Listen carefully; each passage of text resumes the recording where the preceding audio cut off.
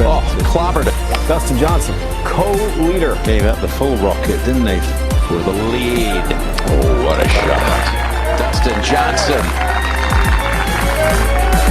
You have a champion.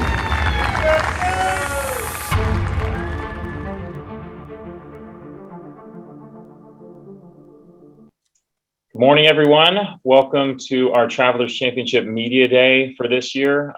With 41 days to go to the tournament, we are here. We're in Media Day. I know we missed you last year, obviously, with the Media Day leading into last year's tournament. We could not wait to get back on this road to normal. So thank you for being here with us this morning. We're going to hear from Dustin here in a little bit. He's going to come on. We've got a great program planned for you. But just thank you first and foremost for being here with us this morning. A couple of our speakers that you're going to hear from today, I want to introduce them real quick, and you're going to hear from them in a little bit. We have Andy Bissett, the Executive Vice President, Chief Administrative Officer with Travelers. Good morning, Andy. You're also going to hear from Jimmy Canton, the Chief Executive Officer of Hole in the Wall Game Camp. Once again, this year, Camp will be the primary beneficiary of the Travelers Championship. Good morning, Jimmy. And then one of the most recognizable names and faces in sports broadcasting, a friend of the tournament, Chris Berman. He has always been a partner of ours, and you heard from him a few weeks ago with the extension announcement. He's always there for us. We cannot thank him enough for being a friend to us again. Chris, good morning. I'm going to kick things off and turn it over to Andy to get us started this morning. Andy? Thanks, Nathan. And good morning to everybody, and thanks for joining us today. What a great day. I love Media Day. I think this is one of the best days of the year. And today is all about celebrating Dustin Johnson, who won last year. But, you know, it's more than that, even, that Dustin's a great champion. But last year, in the middle of the pandemic, remember where we were in June last year? We were in the throes of it. And this was just so special to have such a great champion win last year. It made us all feel good, and when we were all kind of feeling bad, down a little bit about the pandemic, and so last year was just terrific. But today's also about looking ahead to this year, which is going to be just terrific. And Nathan and I and all of us are so excited about being able to welcome the fans back to the Travelers Championship. Last year's tournament was just unbelievably successful, given the circumstances, the pandemic, and everything else going on around us. And last year, we raised more than $1.6 million for 115 charities. Just when they need it most, we were there to help them out, which was just terrific. You know, this year promises to be even better. How exciting is it going to be on Sunday to have thousands of fans around the 18th green as our new champion sinks the final putt? I just think that's going to be terrific. It won't be just Nathan and I looking at each other, kind of giving each other high fives about what a great ending it was last year to have Kevin Sturman off by one. I mean, it was just a great competition on Sunday. And, you know, everybody's going to be cheering a great player field. And I think most of you have seen this by now, but Dustin, who's currently ranked number one in the world, which is just unbelievable. And Bryson DeChambeau at number 5, Patrick Reed at 7, Brooks Koepka at 10. And then others in the field are Paul Casey, Jason Day, Mark Leishman, and Bubba Watson, and many others. Nathan and I were just down in Charlotte at Wells Fargo talking to a lot of the players, and there'll be many other really great players added to our field by the time we're ready to get going in June. So that's a great start, and we're going to build on that list, as I just said. But the big winner at the Travelers Championship are our charities, and having the best players helps the tournament generate the money for charities, and that's really why Travelers is involved with sponsoring the event. It's also a big reason why we extended our title sponsorship through 2030. And I think most of you saw that as well. And we're very excited about that and for everybody involved with the tournament. Since Travelers became title sponsor in 2007, the tournament's generated more than $20 million for nearly 800 local charities. Since the Travelers Championship began in 1952, which makes it one of the oldest tournaments on the PGA Tour, more than $44 million has been generated for charity. So the tournament also provides an economic boost to the state in addition to the charitable donations. And that recent study that was done shows that nearly $70 million is spread among businesses and large and small every year. How terrific is that? So it's great for the state, it's great for our charities, it's great for our communities. And we're really looking forward to seeing so many of you at TPC River Highlands from June 21st to June 27th. So thanks for all you do in telling the stories and spreading the message of why the tournament is so vital to the region. We couldn't do this without you. You're a great partner. Each and every one of you in the media are great partners. We love having you back. And with that, I'll turn it back over to Nathan. Thanks, Nathan. Andy, thank you. I wanted to expand on a couple of things. You brought up the charity and the charitable impact. Obviously, hosting a professional sporting event and then having the net proceeds go to charity is something we talk about every year. And it was very interesting last year because typically we say, net proceeds go to charity, but with no fans, no pro-ams, no structures, that model was not the same. There were no quote unquote net proceeds to donate to charity. And our sponsors, to Andy's point, stepped up, made donations, said, we want to support what you're doing. We know what the tournament's about. And that's where that 1.6 million came from. That it was an extension of our sponsors' belief in what the tournament's about, knowing that if we bring the best players in the world in, it will have an impact on our charities. This year, really, as I would say, we're getting better from the standpoint of, hey, it's not what it was in 20. We're working our way towards, I would say, what people are going to recognize as normal. And there's a couple partners that I have to call out immediately. They jumped in right away. Trinity Health of New England, Stanley Black & Decker. They said, we're in for 21, no matter what the version of the Travelers Championship is going to be. We're here to support you. And that just has dominoed down the line to people being so patient with us, waiting to see what this version of the tournament was going to be. And it's going to be amazing. I mean, it started back in, I would say January, February. We were looking kind of at that 3,000 to 5,000 number, working with the PGA Tour, working with the state, thinking, okay, that's going to be a good number, people out, that makes sense. And then as things progressed around the country with the tour, I mean, being able to get to the point we talked about last week, where we're looking at having 10,000 people a day out there, that is huge for us. That's huge for our economy. That's huge for, I would say, messaging. And the crowds are going to be awesome. The players talk about it. They love our galleries. They love our crowds, and they're going to be able to get that, even though I would say we're still building that bridge back to what we're going to be normal again in 22. The players are so excited to come back and experience what we're going to offer this year. Our charitable impact, again, the Birdies for Charity program, we've talked about that. That was a huge initiative last year that's growing into this year. When we started this, when Travelers took over his title, the Birdies for Charity program was generating a few $1,000s. We're close to $1 million in charity now generated through our Birdies for Charity program. And that's the program where any nonprofit can get involved with the tournament. It's one of the unique aspects of what makes a PGA Tour event different, is that any nonprofit can get involved to raise awareness for what they're doing, to raise money. So that program wouldn't have gotten to where it is today without Travelers' support and energy behind that. Webster Bank is our partner on that, providing bonus pool dollars. It continues to mushroom again. The bigger we build the tournament, the quality of the player field as it grows, it's going to increase our charitable impact. So thank you for being a part of that. Primary beneficiary, we talked about this obviously with Jimmy Canton, the Hole in the Wall Gang camp. Many of you know this, you covered this. You saw the images coming out of camp, the fire that happened in February out at camp. It affected all of us personally, profoundly. And I have to say thank you to the chairman and CEO of Travelers, Alan Snitzer, Andy Bissett. They immediately jumped on an effort to have $1 million match out there for camp, to put it up, to be able to raise money to rebuild camp. And within less than a week, that number was hit and camp had the money they needed to rebuild. And it was so moving to be a part of that. So touching to see the outpouring of support from our sponsors, from our fans.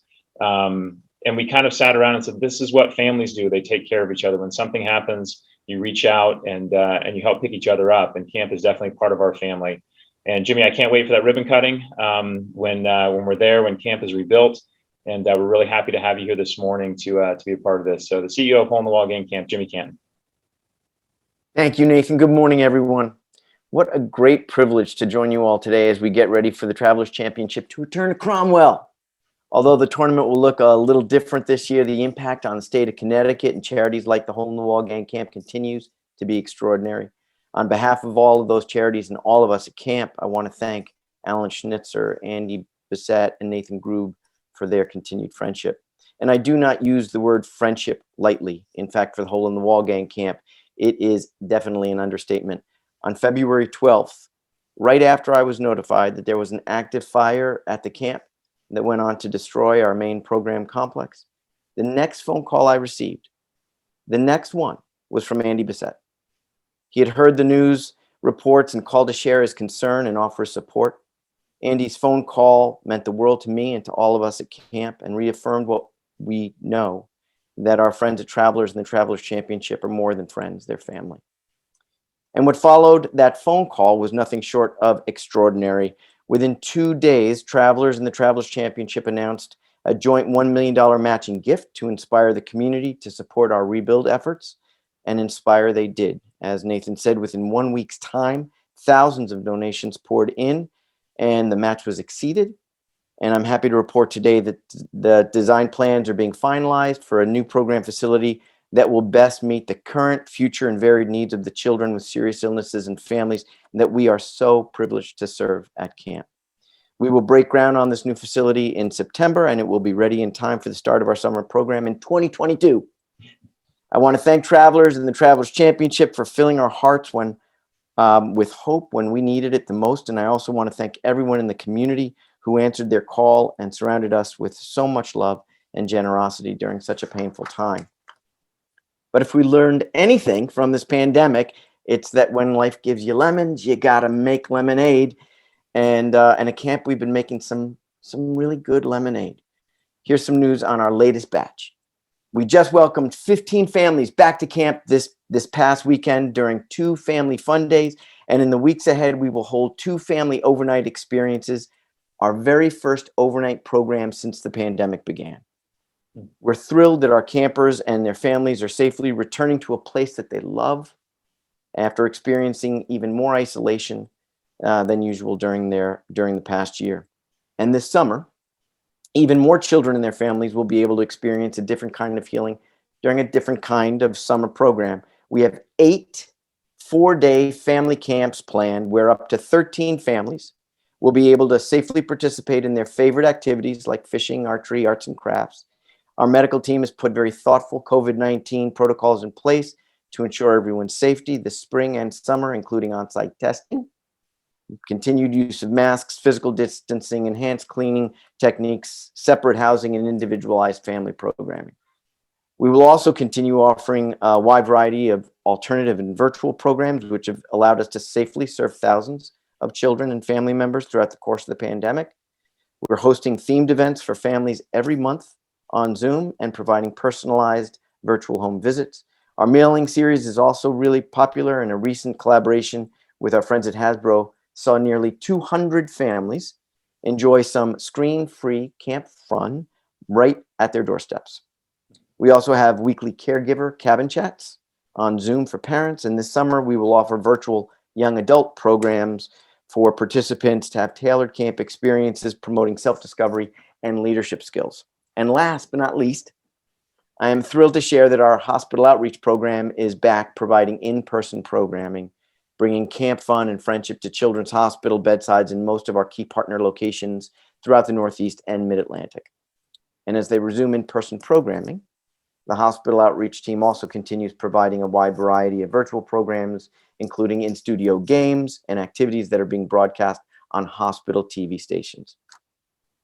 When he founded the Hole in the Wall Gang Camp, our founder, Paul Newman, said, in the final analysis, we'll only be about as good as what people make us. We'll need a lot of help to get this realized, and the only thing we can do is find people in the community who feel the way we do. With a very grateful heart, I want to thank Travelers Championship, its title sponsor Travelers, and everyone in the community who stood beside us, prayed for us, and supported us during the challenges of this past year. You are the people that Paul spoke of, and you are helping us to write that very hopeful next chapter. And we could not be more grateful for the gift of your friendship. Thank you very, very much. Jimmy, thank you. That's some amazing lemonade. Thank you for letting us be a part of that story. We said that from the beginning, that we felt like we'd come beside you, and we are privileged to be your partner. So thank you very much.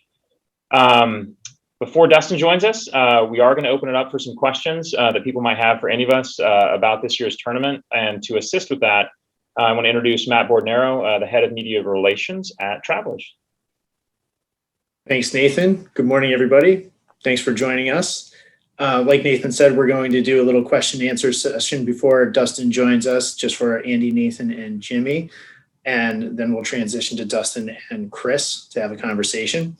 And just before we start, a couple of housekeeping items. If you haven't done so already, please make sure your name is displayed properly. And if you need to change that, just hover over your image. There's 3 dots that appear in the upper right corner. You can click that and then choose rename to make sure it's all updated so we know who you are. For the benefit of everybody on the call, everyone is muted. So to ask a question, please raise your hand digitally, that is. So to do that, you need to click on the participant tab at the bottom of your screen. Once you click on that, a box appears to the right, and at the bottom of that, there's a raise your hand icon. So when you click that, I will call on you, and then we'll make sure your mic gets unmuted, and you'll probably have to unmute yourself as well. If you have a newer version of Zoom, you'll have to raise your hand by clicking the reaction tab. All right. And if you have any tech issues, just let us know. We'll try to help out as best we can. So with that, we can get started with any questions that come in from the crowd. And it looks like Tom Gorman is the first to raise his hand. So Tom, take it away. Thank you. Good morning, gentlemen. Watching the Wells Fargo over the weekend, I noticed all those fans didn't have masks on. So the question is, what are your expectations up here in Cromwell? And do you think, because so many requirements are being eased, that you could raise it to more than 10,000? Sure, I can start off by answering this one. So Tom, thank you. Good to see you this morning. Yeah, it's an interesting thing. We're obviously working very closely with the tour, the state, the town health officials on the policies, and there's a lot of people involved. I mean, the tour is one, obviously, as a tour event, working with CDC. We expect as of right now that masks will still be something that would be there for, an event of our size outdoors. But we're staying in touch. I mean, daily with the tour, with everyone, working with everybody. I think regionally you'll find different reactions to tour policies, things like that. I think as you move around the country, I mean, but really it's very interesting. It's all over the place. You had the Canadian Open, that was 2 weeks before us, that was canceled. You have, tournaments in Florida and Charlotte and in Texas, just in different places with things. But we're going to be lockstep with health and safety guidelines with the tour on what we're going to have in place for the tournament. But as of right now, we put that out in the release that according to CDC and state and local health, that masks would be something that we're going to ask people to wear when they're out there at the tournament. And then again, that's a tour guideline right now that they're asking tournaments to be a part of. So to your second question on the numbers, kind of what I alluded to in the beginning, that February, what is this? This is February, March. We were thrilled that we were looking at 3,000 to 5,000 people out. And being able over the next 6-7 weeks to be able to get up to 10,000, like we're thrilled with that number to be able to say that. But it's also one of those things where, the build, it takes a year to plan a tournament, and we have been already on site building the facilities that we're going to have out there. So that's a number that we feel very, very good about. That I think people will have a lot of fun out there. There's gonna be a lot of energy with that number of people out there, and I think it's gonna feel really good when we get out there.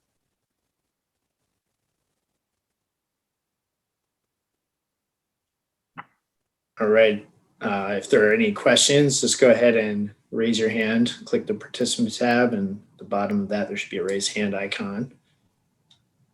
In the meantime, Nathan, Andy, the event was one of the first live sporting events back last year. There was a number of challenges to even pull it off in the first place. What do you think it meant to the community to actually be able to host the event and have some live sports? I'll start with that, Nathan. I mean, I think it was terrific. It was, it spoke to the quality of our field we had last year. Since I think we were the third event back, right, Nathan, last year. Mm-hmm. And so when you're the third event back, everybody, all the players are dying to come out and play. And when you look at the strength of field last year, 9 of the top 10 in the world. Are you kidding me? That's like a major. That's really good. That's great stuff. Or a World Golf Championship.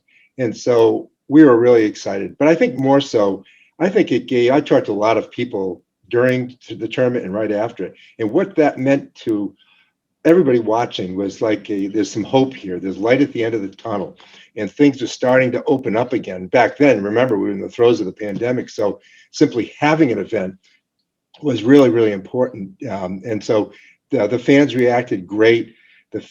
All the fans I talked to said, "I'm so sorry we couldn't be out there to support the event, but watching it made us feel so good in the throes of a pandemic." All right, great. Next question we have is from Pat Eaton Rao. Hit the unmute button there. Hey guys, good morning. Couple things. Could you talk about how you're going to enforce any of the protocols for COVID with the fans? Are there going to be people out there watching, and what do you do? And then second of all, was there anything you learned from last year that you during the pandemic that you might keep this year? You know, the Zoom press conferences or anything like that seemed to work. I can take this one, Andy, to start off. Pat, good morning. So to your question, I think enforce is an interesting word. I feel like there is this standing relationship, right, between events and galleries and crowds where there is an education, you know, and golf fans, I would say, especially with our event, tend to be very educated when it comes to how to react, how to respond, when to cheer, when not to, when to boo, when not to. I mean, there's this relationship, right? It's we provide the stage and the theater, the fans provide the energy and the action, the players are doing the drama. Like it's a relationship. And so really, I don't look at it so much as enforcement. I look at it as education, going, hey, this tournament's going to be different this year. We're on this road back to, normal, whatever that's going to be. And just getting the information out there for our fans. Hey, this is what it's going to look like this year. Hand washing stations all over the course, signage based off of where we are, the third week in June and what we're asking from our fans. It is, I would say, again, one of the most just encouraging things when you see fans respond. We've done this to fans before, whether there's a weather situation and we have to ask, thousands of people to leave the golf course and doing it in an organized and safe way. I mean, the fact that our fans do that and they do that like that, and you can empty out a golf course in, 18 minutes. I mean, our fans are very aware of that there's, that they're coming onto a stage. So Pat, I don't look at it as enforcement. I look at it as education. We have a lot of people around with that we're going to have, groups educating fans on what to do, where they can go to from a hand sanitizing, washing, things like that, where we are with masks and paddles to remind people, and wearing caddy bibs, reminding them of things. So I think it's going to be a relationship. So we're going to educate as much as we can going into it, and then just continue what we've been doing with our fans is to have that dialogue. I would add in, Pat, that we, from our perspective, from the title's perspective, we have the best fans in the world. We have the best fans in the world. These fans are phenomenal. And I think that, whatever the rules are then, I know that they'll abide by them as much as they can. And, when you have, Nathan, how many acres is that golf course? 200? Yeah. Yeah, 250 acres. There's a lot of places where you're not near another living human being. And so there are places where you can go out, relax a minute. But, when you're around the greens and the crowds are tough, I mean, that's where masks really have to be worn. But, as Nathan said, the whole environment's changing so fast. I mean, we can barely keep up with it. I don't think any of us can keep up with it. And we'll see where things are by the middle of June. And we're just so excited to be able to have 10,000 fans back with us. And hey, if it sneaks up a little bit, that might be good. But Nathan cringes when I say that, so I won't say that. But it's going to be great. We're going to have great fans out there one more time, and a great player field, and do great things for Jimmy and for the camp and all the other charities that we focus on. And I was going to make one other comment too. And Jimmy was talking. Why do we do this? And we at Travelers have supported the hospital outreach program, right, Jimmy, since almost the beginning. And we love it. I've been into the hospitals and the hospital outreach program. I've played with the kids who are really so sick. And it is more fun. I'll tell you, I can't tell stories now, but I won't do that. But right, Jimmy, it's just so much fun. And I think in a pandemic, the hospital outreach program has proven to be like one of those real gems with camp. That yes, going to camp is important. Camp is really, really good, but But when you think about the hospital outreach program, this is like how you can continue to connect to thousands and thousands and tens of thousands, right, Jimmy, of your campers. And so I'm very excited about being able to support camp and all of our charities again this year and having a successful event so we can keep things like the hospital outreach program going. Great. Try to squeeze in another question here. Mark Cannizzaro. Hey guys, thanks for doing this. Just was curious, on the part of Nathan and Andy a little bit about, and I know you've spoken about it before, but with how much you guys have become known for, your crowds and whatnot, and that atmosphere in 18, just looking back to last year, how bizarre it was, as quiet as it was when Dustin came up 18, and just maybe how much you're looking forward to, getting back to at least some semblance of that normalcy come June. I can maybe respond, and Andy, I know you have thoughts on this too. To Andy's point, we were standing there. It's, I think, one of the signature pieces of our tournament, right? For those of you who covered it for as long as there've been we've been at River Highlands. I mean the wave that broke out, the around the bowl on 18, the obviously the noise when Jordan. I mean, it's part of, I would say, the personality of who we are. But I mean, 38. There were 38 people clapping for Dustin on the golf course when he won, and that was one of the most surreal experiences that I've ever been a part of. But to Andy's point, it was one of those things. We had gotten so many emails and text messages from people watching at home saying, "Look, we understand why we're not there, but we are so excited that we are part of this narrative to bring sport back, and we cannot wait till 2021." So there was this surreal sense of, this is so odd because the roars that you've heard in that exact location, but with the sense of everybody really understood, and then just the anticipation to 2021. So it was surreal, but it's also exciting to look forward to 41 days from now. I guess I would add two things, Nathan, and I agree with all you said. I think that it was the weirdest experience I've ever had in my life. The only thing a little stranger was there was a trophy ceremony, which is typically on 18 green, was under a tent, right, and socially distanced and all that stuff. And that was really important to do, don't get me wrong. But that was really weird because I think, Nathan, we said, "Here, Nathan, put on our jacket." And then I said, "Hey, Dustin, pick up your trophy and show everybody," because you couldn't touch it. And so that was strange too. But I think also what struck me as the summer went on last year, just think about what happened to Dustin Johnson. Unbelievable, right? And then he's the number one golfer in the world, and he wins the Masters late in the fall, albeit. And what happened to him the rest of the summer, we were the kickoff event for a great summer that Dustin had, and a great summer for PGA Tour golf. So anyways, those are just a couple of additional thoughts that I think that the Travelers Championship survived year round with Dustin as he went on that run through the PGA Tour Championship and such to the end of the year, and then winning the Masters. It was just great stuff. Great, everybody. Thanks for the questions. If we need to follow up with anybody after, please feel free to reach out to the team. But speaking of our defending champion, Dustin Johnson, it's my pleasure to welcome him to the call, joining us today.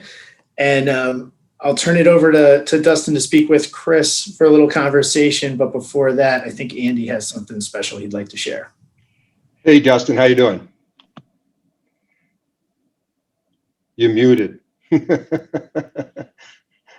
we go. Oh, there you go. Hey, Dustin, how you doing? I'm good. Thanks, Andy. Good. Hey, so I'm so excited about this. I mean, I'm excited to have you here to talk with Chris. But every year we have a tradition. Nathan and I go to great ends to figure out a good gift to give to our defending champion in appreciation for coming and doing this media day with us this morning. And I talked to a friend of mine on Saturday, believe it or not, and J.L. Leffler. And you can go to Instagram and see his company. It's called Leffler, Leffler, I'll send it to you. Leffler Custom Rods. And we always get something that's different that's going to remind you when you're doing something else you like other than playing golf. I know you love to fish. I love to fish. We've talked about fishing. And what's really terrific is, this is just an example of the rods he builds, but we're going to have 2 custom sailfish mahi rods built for you. And All right. they're going to say Travelers Championship, Dustin Johnson, 2020 champion. And JL said to me, "Hey, Andy, do you mind if I cut it back a little bit?" I said, "Well, don't cut too much." But every time you go out fishing, when you're catching the big fish, catching the sailfish, you'll be looking down at your rod and seeing us right there with you. So Nathan and I just wanted to give these to you. We'll have these ready for you when you get up here in June, and or we can ship them to you. But that's our special gift to you, and we hope you Well, I enjoy appreciate that. fishing. Can't All right. wait to use them. I think we're going to turn it over to Chris. He is going to, Dustin, spend a little time with you. Thank you both for being here. Chris, this is all you. Thanks, Nathan. Thanks, everybody. Good morning. Excited that the Travelers is right around the bend with fans. And Dustin, good morning, man. How are you doing? Good morning, Chris. I'm doing good. Listen, you know, this is not any championship. You get a gift before you even say anything. Not bad, right? Yeah, that's not, absolutely. And I like fishing rods, so can't wait to get them. No, this will be good. You and your young sons give Pauline a nice Mother's Day, I hope. Yeah, we did. It was actually really nice. We went to brunch with actually Wayne and Janet are in town. So me, Paulina, the kids, and Wayne and Janet went to brunch, and then had a nice day.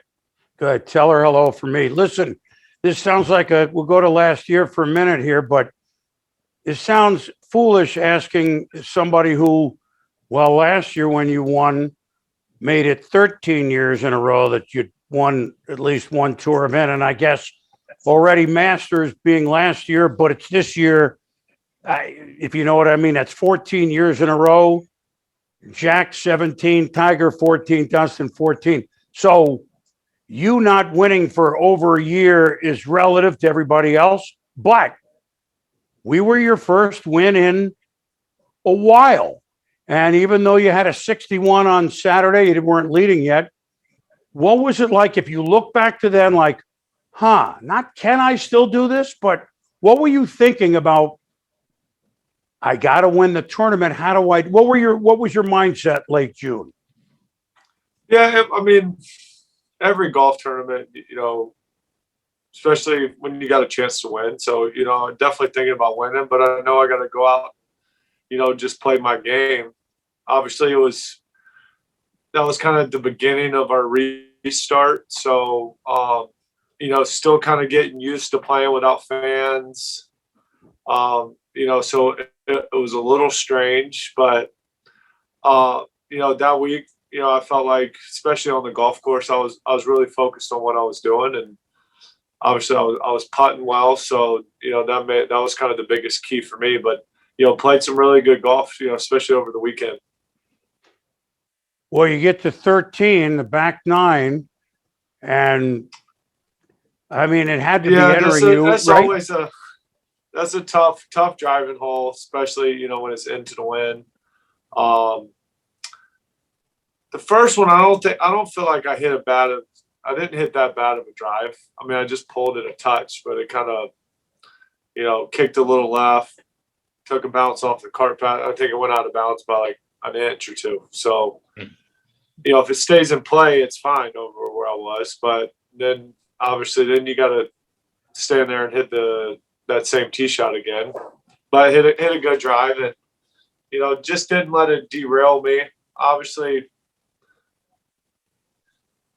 probably where, 16 would have been, if I could have a shot back, I'd probably take that one back. I don't know why I'm sitting there hitting it right at the flag for, but hit a really good shot, just, maybe a foot too far right, but ended up winning. So obviously it was a great week. It was a big win for me to kind of kick my, second part of the season off and went on a really good run. Well, we've all been on the railroad tracks on 13, just not as far as you by a long shot. But then 18, you and your brother, your caddy Austin, I mean, it played it, right down the middle, and it wasn't a real heartbeat for the two putt or a huge heartbeat. Here you are at 18, and you heard Nathan and Andy talked about it, and there were maybe 38 people, and 5 applauded, and you high-fived Austin, and you had a quick picture and a quick trophy, and gone. Yeah, Relief, it but was strange, wasn't it? right. Super strange. I mean, obviously, used to winning and having huge crowds there, lots of media, lots of pictures. It was completely different, like vibe. Winning. It felt like junior golf almost. Like a couple parents standing around clapping for you. But it obviously, it's a big win. Like people are watching at home, and so it's still kind of the same feelings. Just kind of after it was done, and the cameras are off, like the trophy ceremony and a few things like that were definitely strange, just because it was, especially my first time going through it with no fans and really not that much media around. So it was strange, but also I was still super proud and really wanted to win the golf tournament, because whether there's fans there or not, it's still the same tournament, still a big tournament, with a great field on a great golf course. So it was still a great win. Well, it unleashed that, as Andy said, I mean, a hell of a year.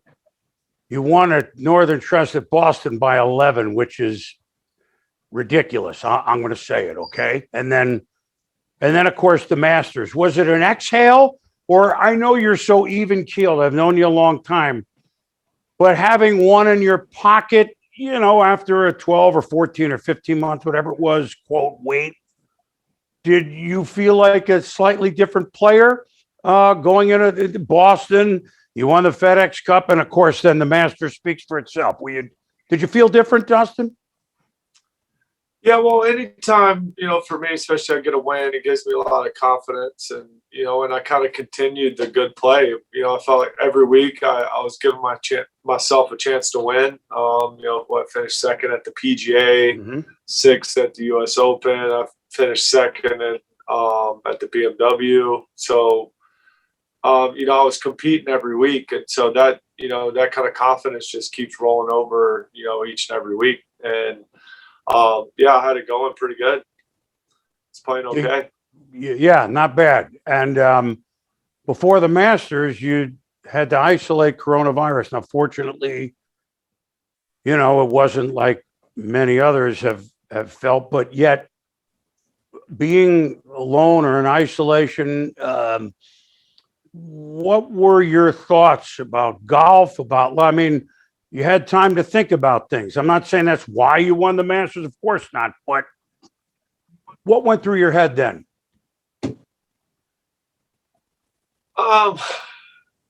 When can I get out of this room, for the most part? Because obviously when I was fortunate enough to where I didn't really get sick. I felt bad for a couple of days. That was about it. And then, but the worst part of all of it was, having to quarantine. And it was in Vegas, stuck in a hotel room. Was a lot of fun. But yeah, I didn't really think too much. I was more thinking about, what am I going to do? I planned on playing those two tournaments. So I ended up missing two tournaments that I was supposed to play, kind of leading up to the Masters. Well, then not getting to play those, I ended up playing in Houston, with, not really playing any golf, and ended up having a pretty good week there. I finished second again. So I had a chance to win there on Sunday again. So, I think that was a big they gave me a lot of confidence going into Augusta, and obviously ended up continuing the really strong play at Augusta. You've had other years when you've won multiple. The year you won, Dustin, the Open at Oakmont, which may be the hardest course of all, but Firestone, BMW won 4 in 2017, WGC and LA, et cetera. 2018, you started with Maui. You drove that green at 12, which was ridiculous, par 4 down the hill. So you've won multiple before. My question to you is, do you think you're a better player now than you were just a few years back when you were winning 3 or 4 times a year on tour?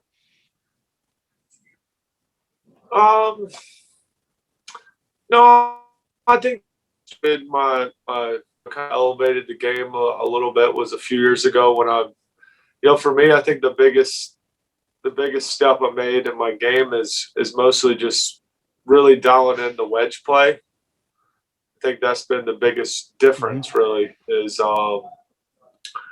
just controlling my distance with my wedges, and then obviously throughout the bag, just being able to have a little bit more control over the golf ball.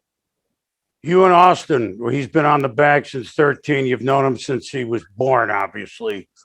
Who's sneakily funnier? Yeah, you guys aren't huge. He's definitely funnier than I am. Does he use that sometimes For sure. to keep you loose? Not that you get uptight like the rest of us do on the course, but does he? What's a couple of things he said to you to kind of snap you back in? I mean, there's probably 100. I don't know. That'd probably be a better question for him. He's pretty good at knowing when to when I need to refocus, or if I need to relax a little bit. Obviously, he's my brother. He knows me better than anyone, so he's really good at that. Not necessarily just that there's a certain thing he says or does, but he just knows when to kind of which way to push me.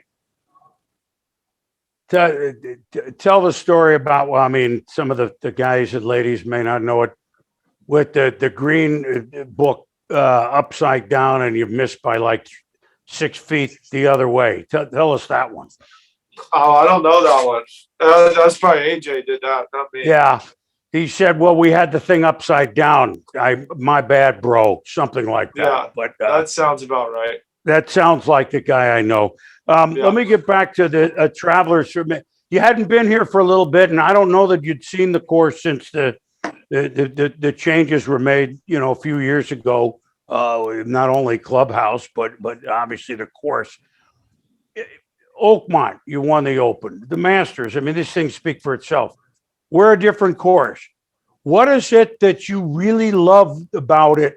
Not even so much that you won, but that you really like about the course and you're excited to come back and play again? Trying to think. I hadn't played it for a while, and then obviously coming back and playing it last year. Yeah, I really enjoyed playing the golf course. I think as a better player, I enjoyed it more than I did when I played it previously. It's a good golf course. It's demanding. You got to hit kind of every club in your bag, and you got to hit good shots. It's a fun course to play. You can make a lot of birdies, but if you're just a little bit off, you can make really easy bogeys on pretty much any hole. But I really enjoy the golf course. I enjoy the tournament. Travelers does an incredible job of, getting a lot of fans out there. Obviously last year was different, but, and putting on just a great tournament. They do a great job of taking care of the players, and, that's why they get such a great field. Favorite hole or two? 17's hard, but I'm not putting words in your mouth. Do you have a couple? Favorite hole? I don't know. There's so many good ones there. 18, when the putt went in and you won. We'll just select that one, right? Yeah. Well, 15's always fun. Drivable par 4. I think it's a lot of risk reward there, but it's one of those holes where you kind of enjoy playing it every time. When the ball stayed up, do you think the gods of golf were looking after you? Yeah, sure. Obviously just a nice break, but you need those sometimes to win. Yeah, ours always go in on our second shot. Look, the Masters was you grew up so close to Augusta, and you've spoken about it.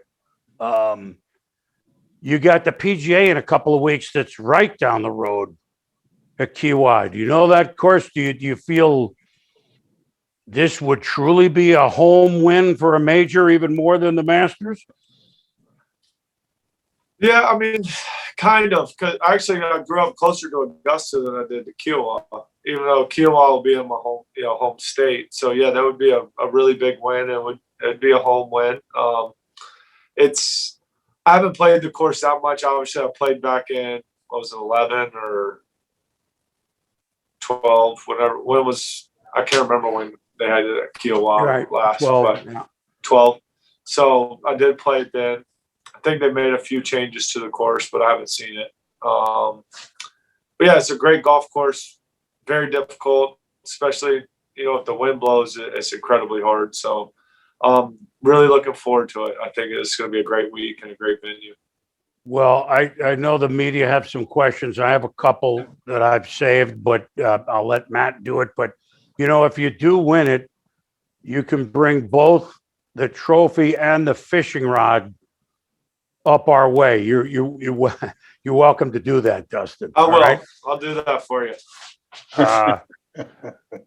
Listen, great that you're coming back, and your name is on a lot of trophies with a lot of big names, obviously, but we got a pretty good history too. And take a look at that thing sometime. Matt, I'll give it to you. Dustin, we'll see it. We'll see in about 6 weeks. If you need me to ask any more, I've got a few. But Matt, go ahead. Thanks, pal. All right. Thanks, Chris. Thanks, Chris. Thanks, Dustin. I know you have a live TV interview coming up here in a couple minutes. If anybody from the media has questions, just raise your hand quickly and we can try to fit one, maybe two in. How about Steve Barlow from the Waterbury Republican American?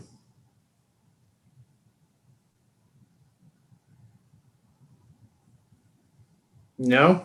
All right. How about Mark Cannizzaro from the New York Post? It wouldn't let Matt. Yep. I'm sorry, it wouldn't let me unmute there for a second. Okay, go I'm for sorry, it. I just Quickly, we're running out of time. Thanks. yes, okay. Dustin, what is your philosophy and some of the other golfers' philosophies about majors and taking a week off before and a week off after? Some golfers like to do that. And what does Travelers do that brings golfers to Cromwell the week after a major? I mean, I actually prefer playing, depending on what tournament it is, where it is. But, I kind of like playing in the majors just to keep my game sharp. And then, playing after, it just, obviously, again, it depends on the event. Obviously I'll play RBC after the Masters. I'll play the Travelers right after the US Open. But, either way, it doesn't really matter to me. I don't play before the British, but I usually try to go over early and play some golf over there for a few days, kind of get acclimated to the time zone. And, so it kind of just depends on the event. All right, guys. And unfortunately, we're out of time. Like I said, Dustin's got to go and do a I got to take interview. this. All right. Thanks a lot. Scott. Take care. Thanks, everybody, for joining us today. We appreciate you spending time to help us promote the event and learn more about 2020. And thanks to Chris and Andy, Nathan, and Jimmy, and our defending champ for making time today. Hey, Matt, I'd just like to add, we should all wish Chris Berman a happy birthday. Sorry, Chris, but I just had to do that. Thank you. The one difference is that I got to live a long time to shoot my age. Dustin can shoot 66 in his sleep. So Congrats. I'm hoping to be around another 20 years. Thank you. Congrats. Happy birthday, Chris. All right. Thanks, everybody. Thank you, everyone. Take care.